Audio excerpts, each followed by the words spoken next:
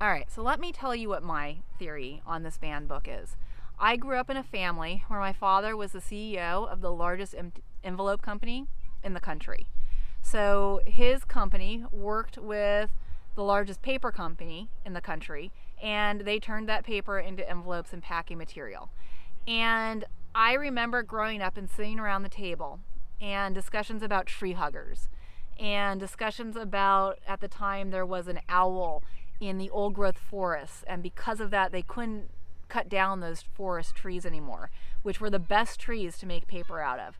And how, oh my gosh, this is going to ruin the business, and this is our livelihood, and we got to make sure the economy is good.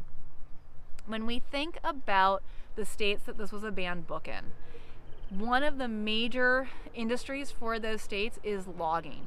And this book, the moral of the story is that logging is evil, that if we log the trees, there are all of these catastrophic consequences to that industry.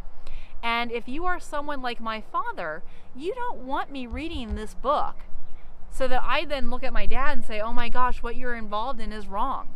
Just like the company towns, like in Oregon, underneath a lot of these logging areas are company towns where everyone in that town works for the company that is logging the forests. And you don't want the kids from that company town to get this message.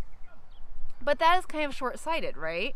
Because that's the consequence of what's going on. And the moral of the story isn't that we shouldn't log.